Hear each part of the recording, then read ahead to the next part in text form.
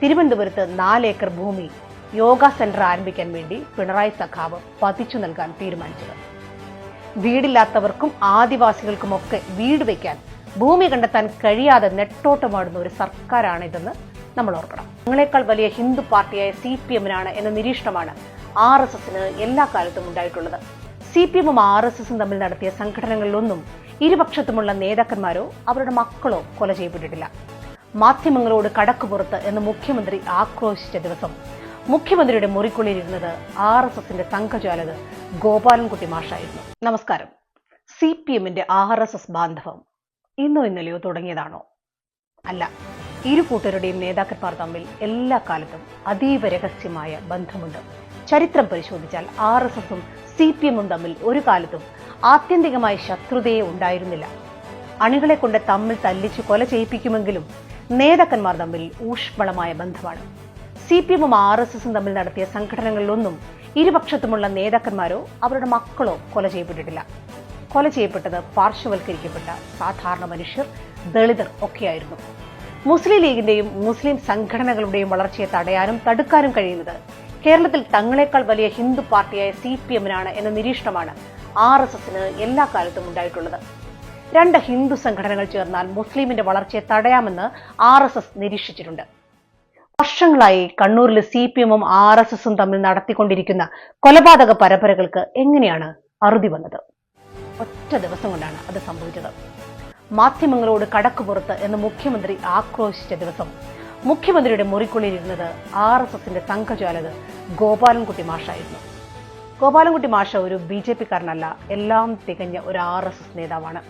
കേരളത്തിന്റെ ചരിത്രത്തിൽ ഇതുവരെ ഏതെങ്കിലും ഒരു മന്ത്രിയോ ഏതെങ്കിലും ഒരു മുഖ്യമന്ത്രിയോ RSSന്റെ നേതാവുമായിട്ട് ചർച്ച നടത്തിയതായി നമുക്കറിയില്ല, മുഖ്യമന്ത്രി പിണറായി വിജയൻ അല്ലാതെ. എന്തായിരിക്കും ഇവർ തമ്മിൽ നടത്തിയ ചർച്ച?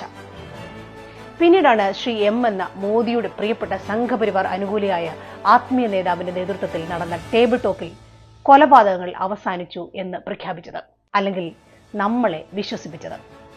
ഇതേ M-നാണ് തിരുവനന്തപുരത്ത് 4 ഏക്കർ ഭൂമി യോഗ സെന്റർ ആരംഭിക്കാൻ വേണ്ടി പിണറായി സഖാവ് പതിച്ചു നൽകാൻ തീരുമാനിച്ചത്.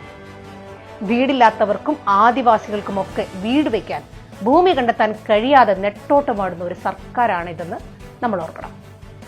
ഇനി ആ മേശയ്ക്ക് ചുറ്റുമിരുന്ന് കൊലപാതകങ്ങളുടെ പരമ്പര ഇവർക്ക് എളുപ്പം അവസാനിപ്പിക്കാമെങ്കിൽ അതേ മേശയ്ക്ക് ചുറ്റും ഇരുന്നു കൊണ്ട് തന്നെയാവും കൊലപാതകങ്ങൾ തുടങ്ങിവെച്ചതും എന്നല്ലേ നമ്മൾ നിരീക്ഷിക്കേണ്ടത്. 2 പ്രത്യയശാസ്ത്രങ്ങൾ തമ്മിലുള്ള ആശയപരമായ സംഘടനകളായിരുന്നു ഇതെങ്കിൽ ഒരിക്കലും അവസാനിക്കുകയില്ല എന്നത് ചരിത്രം നമ്മെ പഠിപ്പിച്ചിട്ടുണ്ട്. അപ്പോൾ ഇരു കൂട്ടർക്കും തിണ്ണമെടുക്ക് നിലനിർത്താൻ വേണ്ടി, ശത്രുതയുണ്ടെന്ന് വരുത്തി തീർക്കാൻ വേണ്ടി കാലാകാലങ്ങളിൽ ഒരുപാട് രക്തസാക്ഷികളെയും ബലിദാനികളെയും സൃഷ്ടിച്ചു. കലഹങ്ങളെല്ലാം പുറമോടി മാത്രമായിരുന്നു.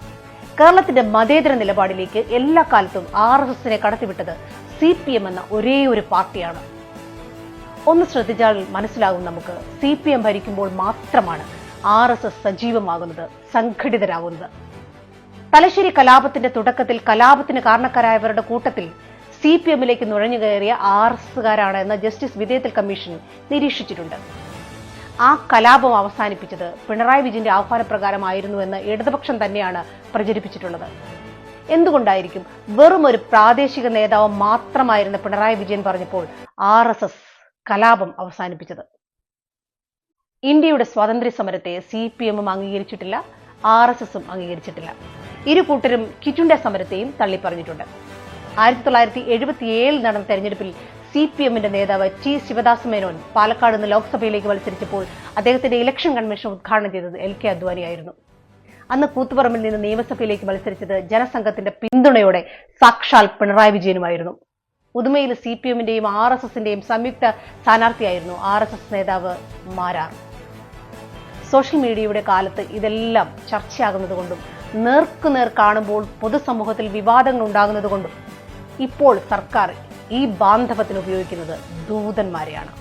ആ ദൂതന്മാർ സർക്കാരിന്റെ വിനീതദാസന്മാരായ പോലീസുകാരാണ് എന്നുള്ളതാണ് നമ്മളെ ഭയപ്പെടുത്തേണ്ട കാര്യം. ലോക്നാഥ് ബെഹ്റയും MR അജിത് കുമാറും രമൺ ശ്രീവാസ്തവയും ഒക്കെ ഇതിന് ഒന്നാന്തരം തെളിവുകളാണ്. മോദി ഭക്തനായ TP സെൻകുമാറിന്റെ സീനിയോറിറ്റി മറികടന്ന് ഗുജറാത്ത് കലാപത്തിൽ കൂടെ നിന്ന് ലോക്നാഥ് ബെഹ്റയെ പ്രതിഷ്ഠിക്കുന്നത് RSSന്റെ തിട്ടൂരമായിരുന്നു.